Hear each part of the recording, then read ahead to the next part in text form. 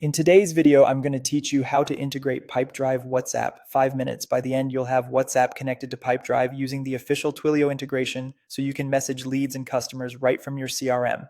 First, log in to your Pipedrive account. It helps to use an account with the right permissions, ideally an admin, so you can install apps without hitting any access roadblocks. Once you're in, look for the More menu in the top navigation. Click that to reveal additional options, then choose Marketplace. This is where Pipedrive lists verified apps that plug directly into your account. In the Marketplace search bar, type WhatsApp by Twilio. You're looking for the listing titled Twilio SMS and WhatsApp for Pipedrive. Open the app page and take a moment to skim the description and the permissions it requests. This integration needs access to things like contacts and activities so it can send messages and log them against deals and people.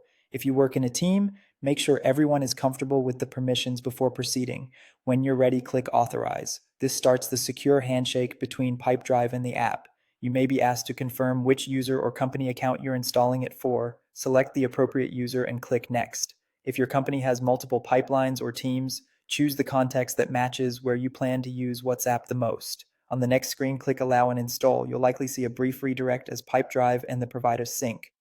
Keep your browser tab open and don't refresh while it processes. Now follow the on-screen prompts to complete the integration. These steps typically include connecting or confirming your Twilio account and selecting a WhatsApp-enabled number you'll use to send and receive messages.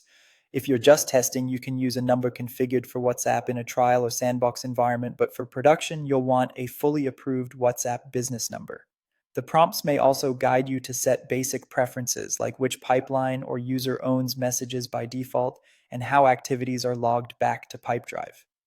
A few practical tips as you finish up. Double check that your chosen number can receive replies, verify your sender name and business profile match your brand, and send a quick test message to a contact you control to confirm delivery and logging.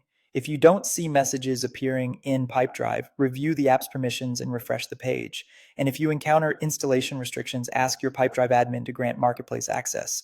That's it. Your Pipedrive and WhatsApp integration is ready to go. Happy messaging, and I'll see you in the next tutorial.